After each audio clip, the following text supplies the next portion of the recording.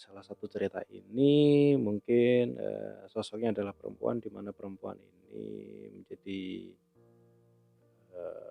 inspiratif banget karena menurut ceritanya, bahwa ibu ini, perempuan ini ya punya keluarga yang mungkin sudah punya anak 2, kemudian suami juga masih ada, mertua juga ada, dan di awal-awal usahanya itu dia, sebagai karyawan ya, karyawan di salah satu ya konter-konter yang mungkin perabot elektronik, furniture yang untuk menjual produk-produknya. Menurut ceritanya ibu ini, eee, dia berjuang gitu ya, bagaimana produknya itu laku karena harus dimarketingkan.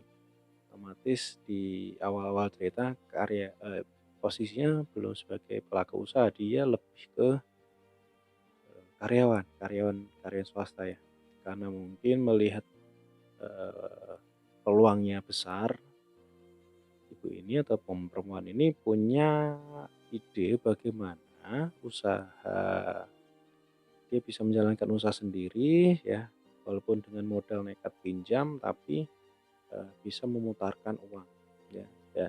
Jadi tidak diputarkan untuk dihutangkan kembali, tapi si ibu ini, si perempuan ini ya, memutarkannya dengan membeli dari modal yang pinjam tadi, dibelikan, TV, kulkas, barang-barang elektronik untuk diposting, ditawarkan di WA.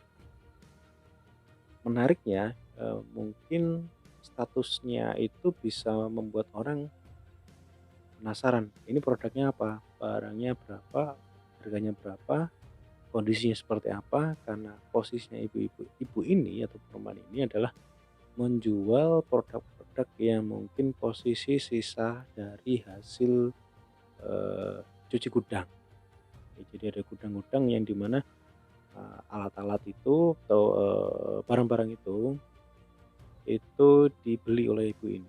Karena itu melihat peluangnya cukup besar dan barangnya itu menarik sekali dengan harga yang kompetitif, digunakan oleh ibu ini, perempuan ini untuk dijadikan ide bisnisnya. Jadi menjual barang-barang yang mungkin, second ya atau bekas, tapi masih kualitasnya bagus dengan harga yang luar biasa, lumayan untuk dijual belikan ya. Lewat, usaha itu ibu ini, perempuan ini mendapatkan keuntungan atau selisih ya dari setiap transaksinya, di mana ini cash dan tidak kredit.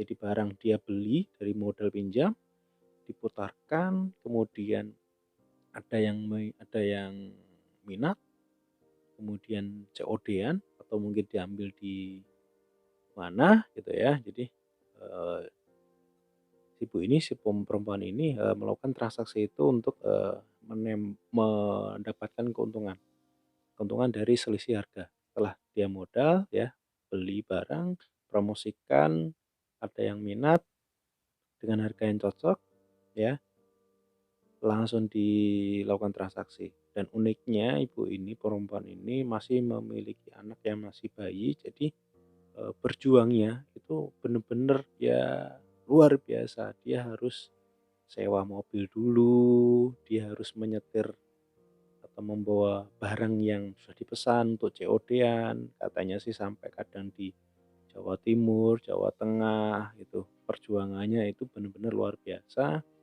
Jadi saya dengar, saya yang mendapatkan cerita itu secara langsung jadi apa ya, penasaran bagaimana kisah-kisahnya itu. Itu kan baru sekian cerita yang disampaikan ke saya bahwa si ibu ini, si perempuan ini, melakukan, jual beli, melakukan ide bisnisnya itu yang mungkin orang lain juga pernah lakukan, tapi perjuangannya berbeda, ya. Bisa jadi idenya sama, peluangnya sama, rezekinya beda. Ya mungkin yang didapatkan ibu ini atau perempuan ini, eee, nominalnya kita nggak nggak tahu ya secara secara garis besarnya, tapi kalau dirunut ya alhamdulillahnya bisa untuk, Katanya sih untuk keperluan hidup, untuk, bayar angsuran, bilang gitu. Jadi ceritanya ibu ini juga sedang apa ya, membuat besar usahanya.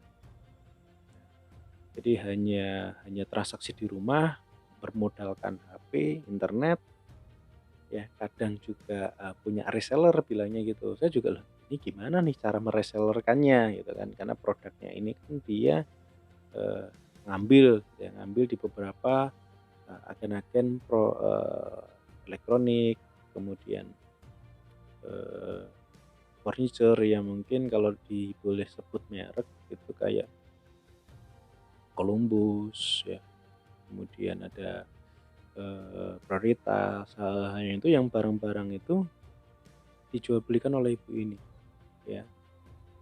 Karena memang punya kemampuan menjual yang luar biasa, mungkin kemampuan marketingnya yang sudah banyak pengalaman, ibu ini atau perempuan ini bisa menjual beberapa item. Saya malah belum sempat tanya berapa, eee, kali dalam satu bulan bertransaksi, belum sempat karena terlalu banyak cerita yang dibagikan itu sampai kemarin itu, "Wah, yang dicatat apa dulu nih yang mau digali sama ibu ini?" Karena memang sudah menarik. Enaknya saat ketemu dengan ibunya itu kita pengen ajak ibunya untuk langsung bercerita gitu, tapi karena belum sempat saya coba ceritakan versi saya sendiri, ya apa yang saya tangkap dari apa yang ibu-ibu perempuan ini ceritakan ke saya, pengalaman, merintis usahanya.